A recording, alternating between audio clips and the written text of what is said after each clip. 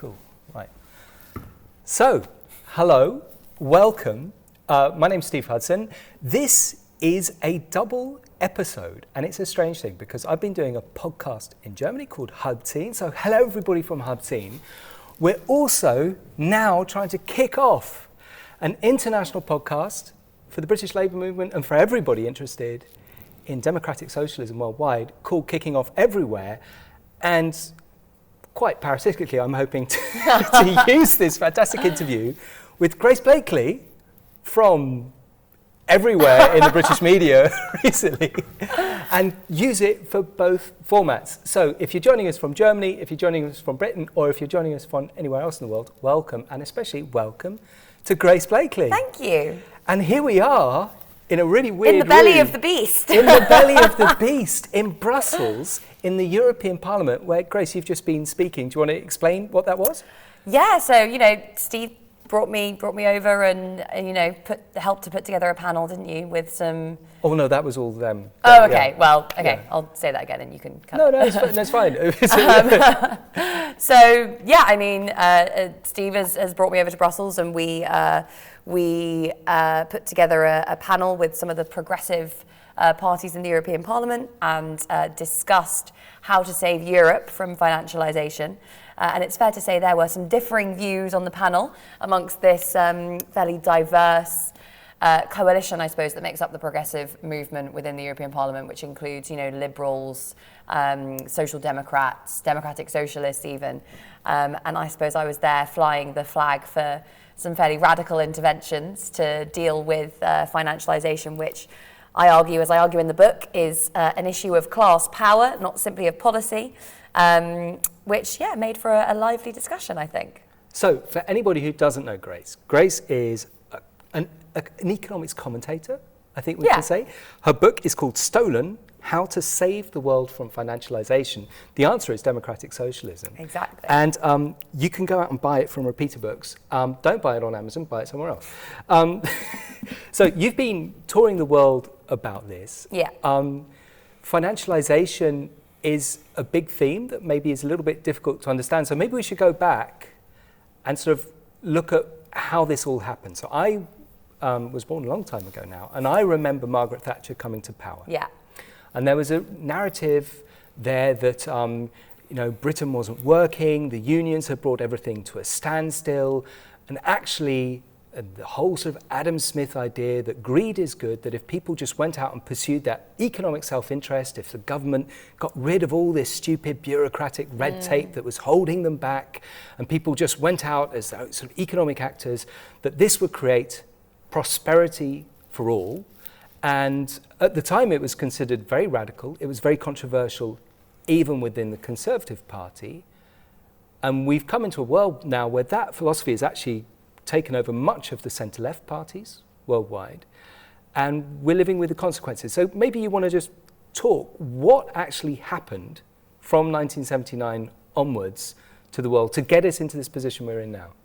Yeah, so financialisation kind of refers to not just the rise of the finance sector itself, but to the kind of increasing dominance of financial markets, financial motives and financial actors and institutions over all areas of the economy. And so you can think of the logic of financialisation as the logic of kind of banking, of credit creation on the one hand, and of money management and investment on the other hand.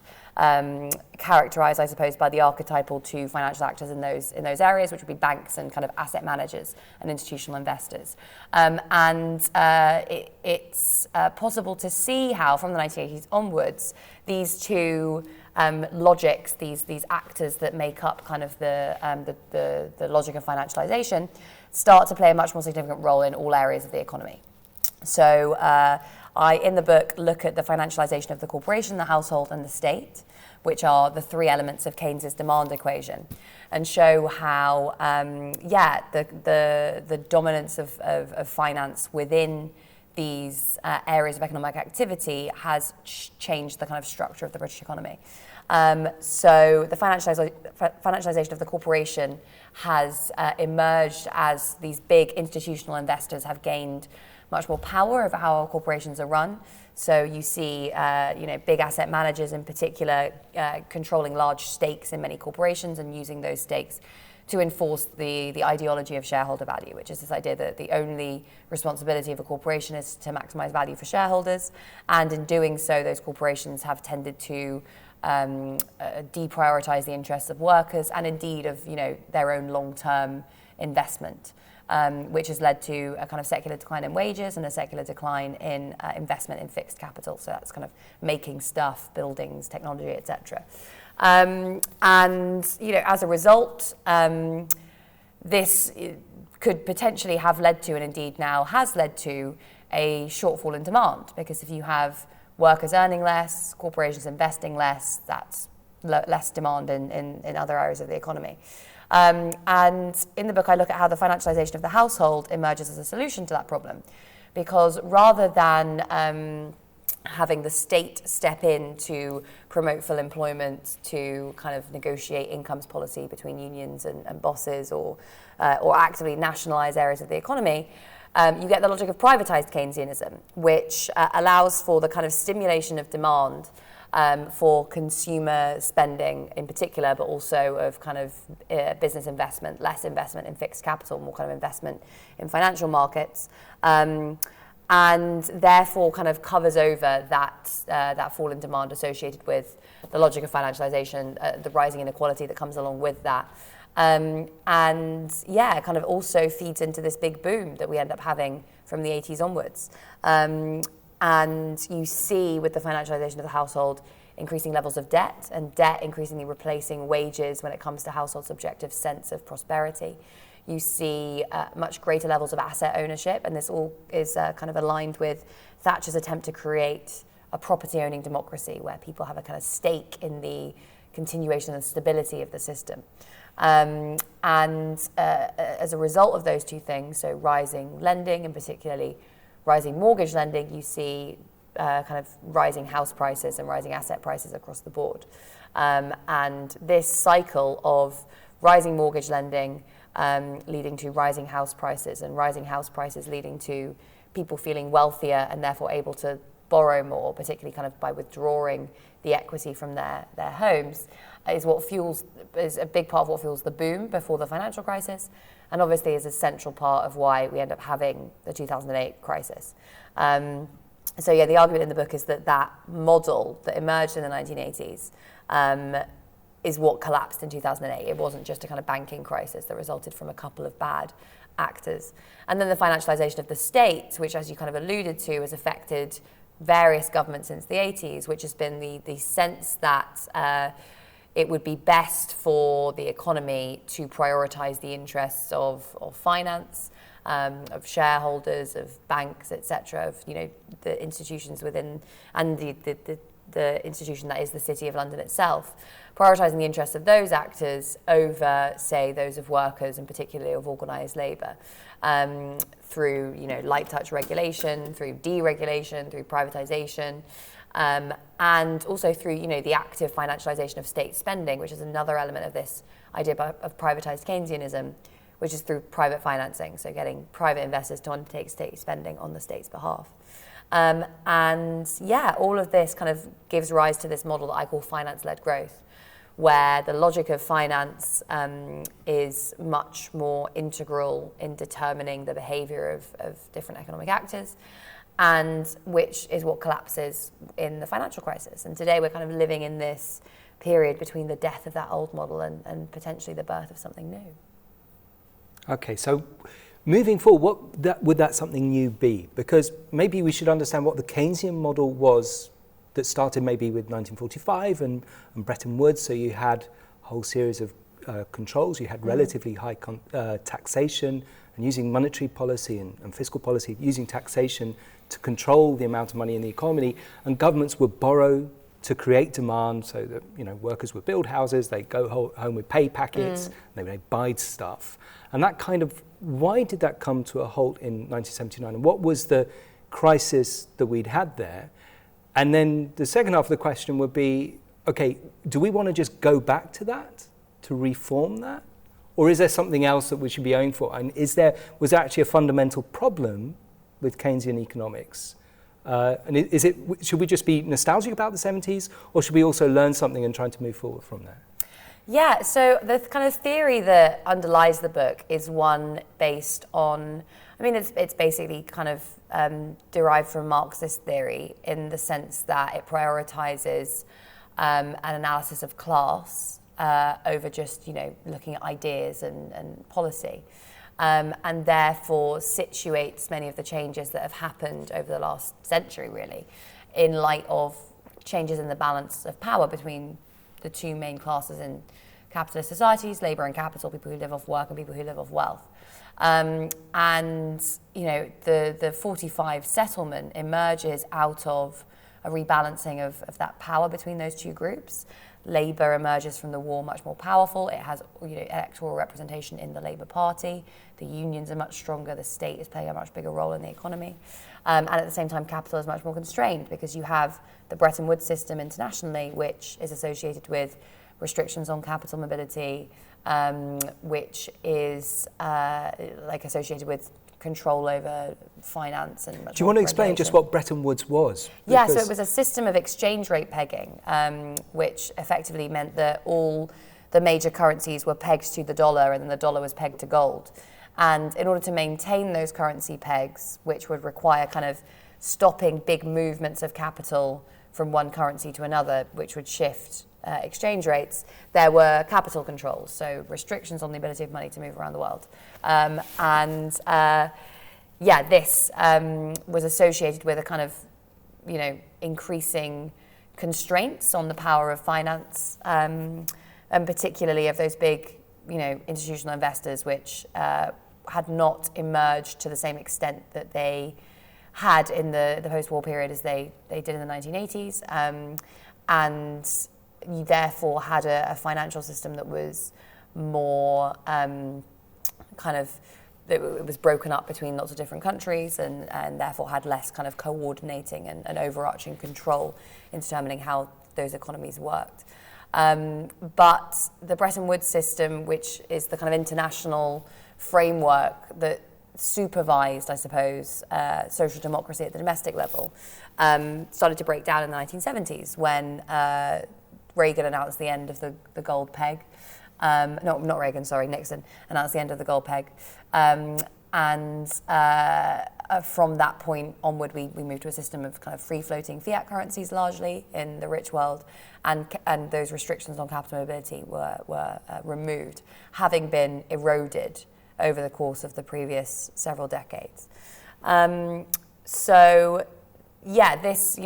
decline of the Bretton Woods system, combined with a general rebalancing of power within society that was associated with the end of that social democratic period. So as you saw, the emergence of the Eurodollar markets, which are kind of an offshore system of money basically that existed outside of the country of origin of the currency, and the rise of multinational corporations, the rise of globalization. You saw an increasing, basically the kind of constraints on capital that had been imposed as a result of this model being eroded, and ultimately leading up to a crisis in the 1970s where that conflict between capital and labour that had been kind of suppressed within this model became much more, it was kind of exposed and exploded, I suppose, onto the national scene. And you had a kind of decade of industrial strife, of chaos, a kind of moment where that model had broken down and something new hadn't quite emerged in its place. Out of that, you see the development of a new set of ideas that would, if implemented, kind of consolidate the rising power of capital and of financial capital in particular, and constrain the power of organised labour. So when Thatcher comes to power in the UK, Reagan in the US, they set about institutionalising a new model, which I refer to in the book as finance-led growth, and which leads to all those things I was just talking about, by basically using their control over the state to consolidate the interests of one class and a section of that class, in particular finance, give rise to this new economic model that ultimately collapses in 2008.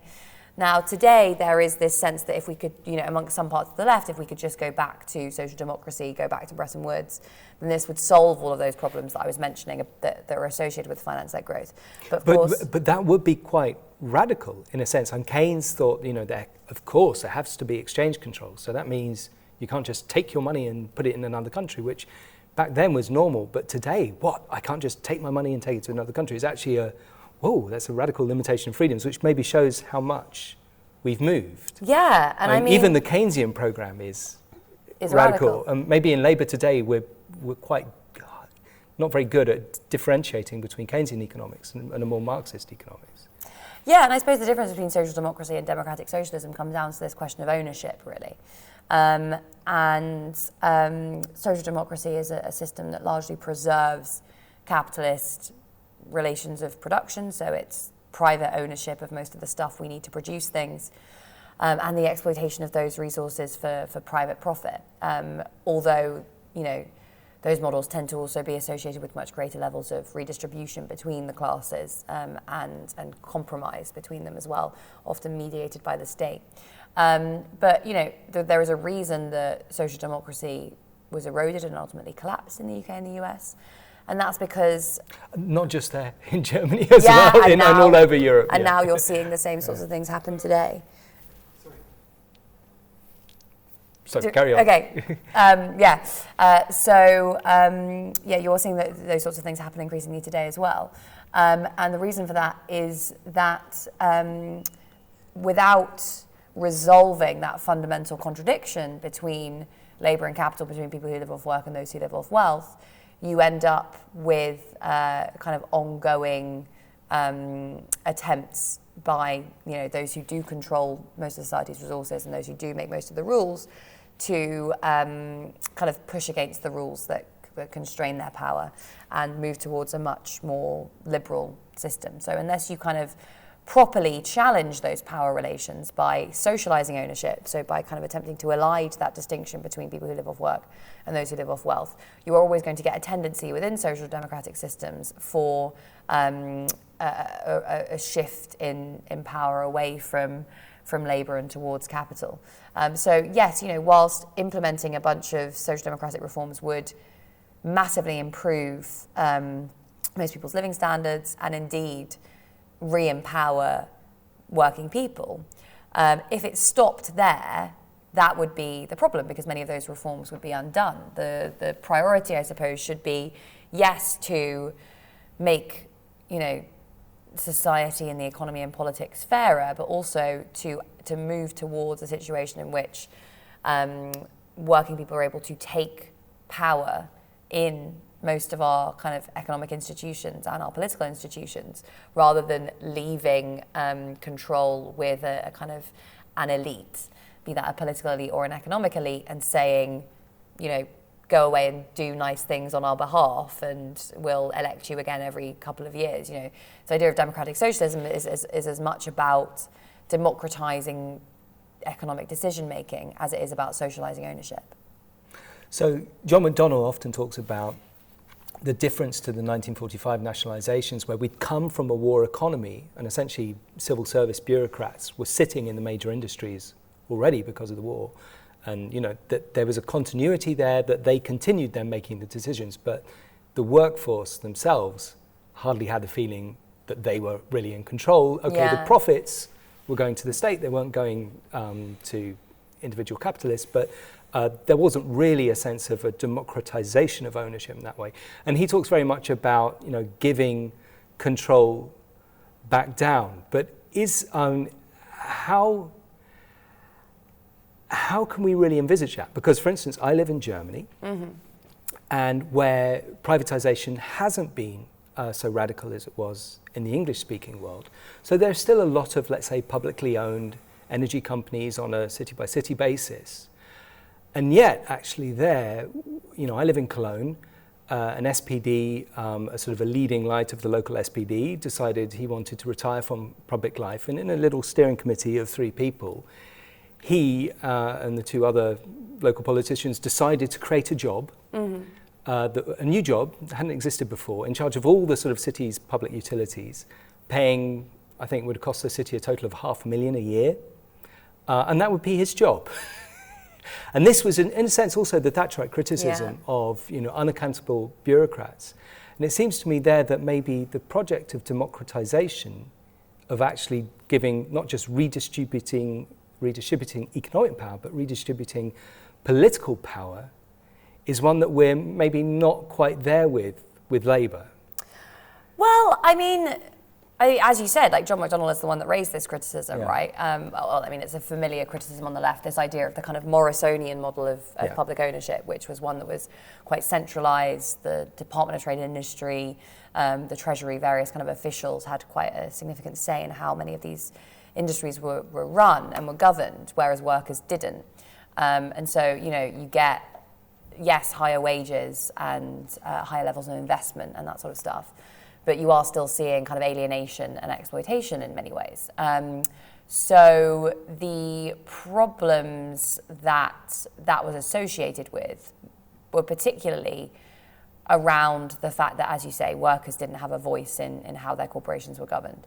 And you are starting to see now with the rise of this idea of the alternative models of ownership, which was a report that was commissioned by the Shadow Treasury team, looking at ways in which nationalised industries can be democratically governed, ways in which we can promote worker ownership, community ownership, cooperative ownership, different models of ownership that don't simply amount to either nationalisation or privatisation.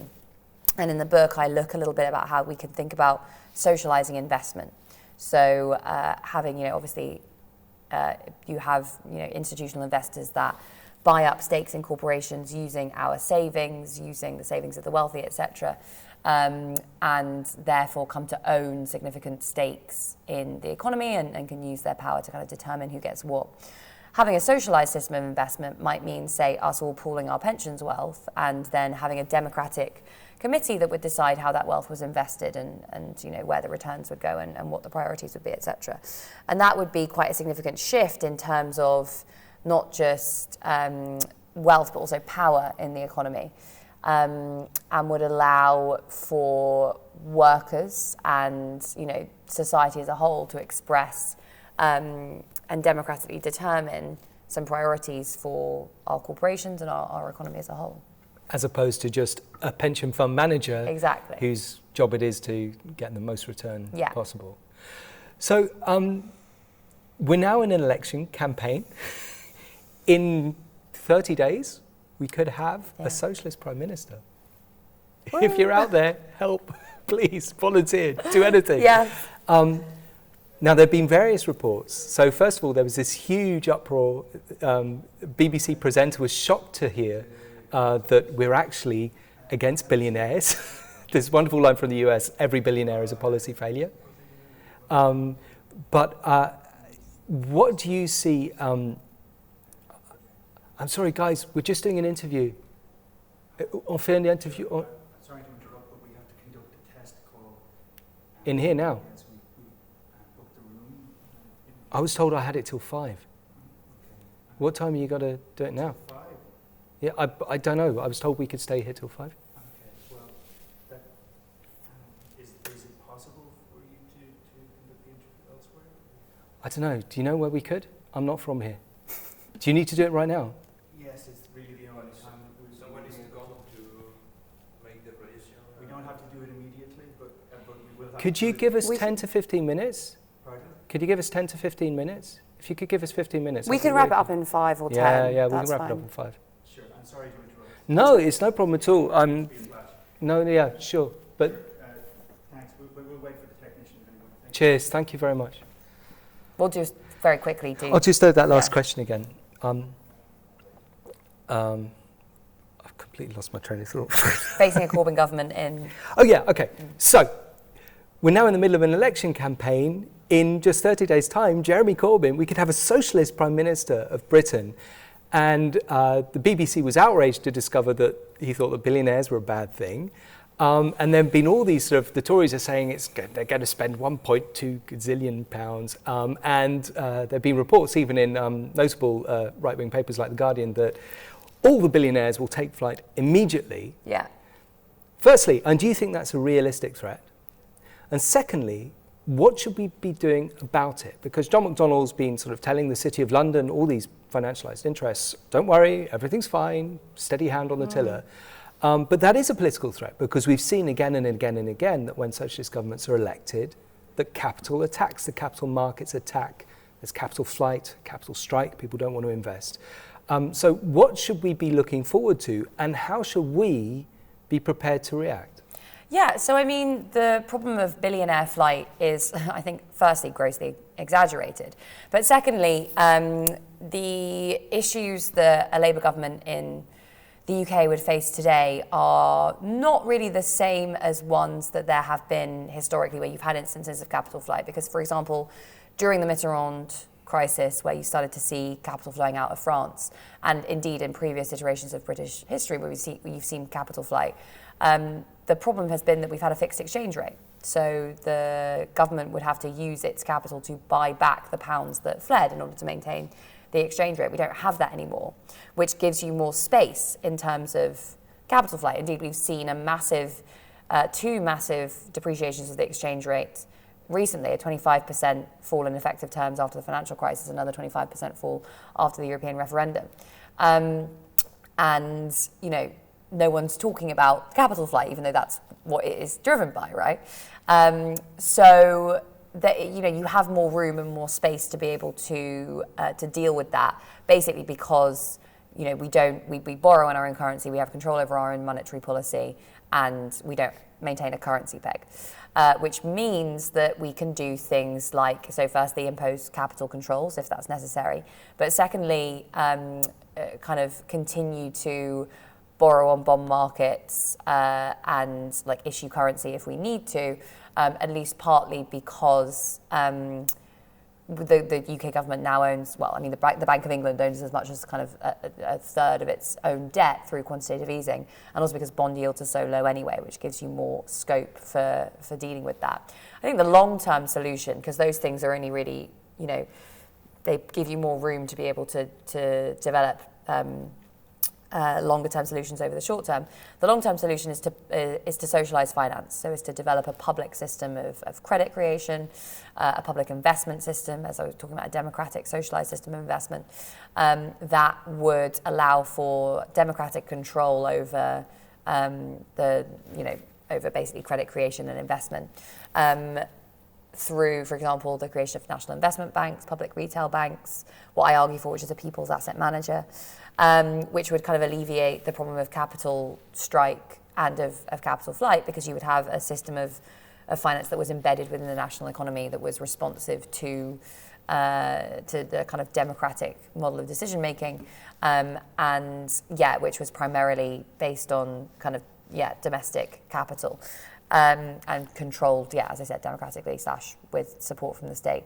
I mean, you know, the problems of capital flight are less significant today than they have been in the past. They still exist, but the response, I think, should be, there are lots of different ways to respond to this. And I think over the short term, the use of capital controls combined with the longer term attempt to socialise the financial system can help us get around many of those problems.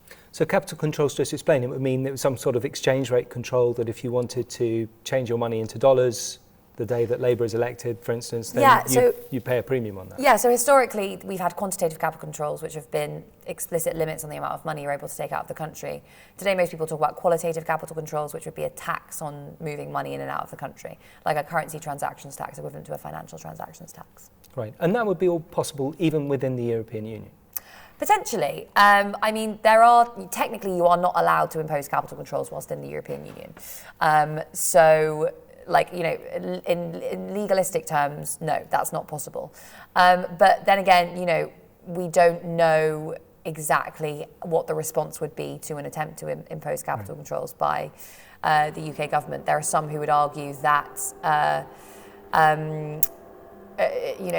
it wouldn't. That there are provisions within the treaties that stipulate this this free movement of capital that would allow for the use of capital controls under emergencies, and that maybe this could be stretched to incorporate such a situation in the UK. So, yeah, I mean, technically that is not something that the governments are encouraged to do within the European Union. Whether or not it's something that will be possible, particularly in the context of a Europe that's much more divided on this issue than it has been in the past, is an open question. So there maybe is a question also of political might and strength as well, because we know what the media will say. Oh, look, Venezuela, Venezuela. And they never say Chile, and they never say Ecuador. They never say austerity seems to be a problem. It's all, as soon as the government is trying to impose a socialist program. But what should we around the world be pushing for? And when, let's say, if capital controls were necessary, and they might not be, but what's the argument to say, no, this is actually important that we're taking control of our own economy? Yeah, I mean, there are many, many arguments. Firstly, the crisis into which capitalism all over the developed world seems to have sank into since 2008. We've got, a decade of productivity stagnation. We've had a decade of wage stagnation. We've got rising inequality all over the world, within and between countries. And we've got the climate crisis, right? And accompanied by that, we've got this political turmoil, which seems to be generated by this idea that people don't have control over many of the most important decisions that affect their lives. This idea in the UK that there was a vote to take back control, I think, speaks to just as much the sense of alienation that many people feel with regards to the economy. So there are a lot of very good reasons why the British economy, most capitalist economies, are in need of really deep fundamental reform.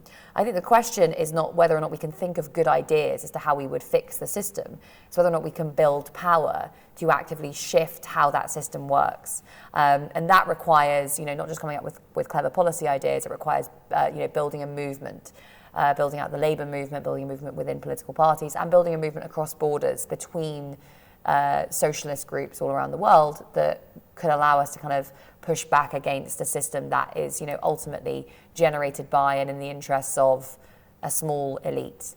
And there perhaps the environmental crisis, the climate crisis, is the reason, because, the Thatcherite consensus that I was sold in 1979 that everybody needs to be selfish and that would be great for everybody is actually destroying the planet, and it's destroying it right now. And at that point, we have to curtail property rights. You don't have the right to just buy and sell stuff, whatever and let billionaires become even richer. Yeah, I mean, it is not possible to deal with the climate crisis, with climate breakdown, under a system that prioritizes the pursuit of profit over all other social and environmental goals. So it's not possible to really properly deal with climate breakdown under capitalism.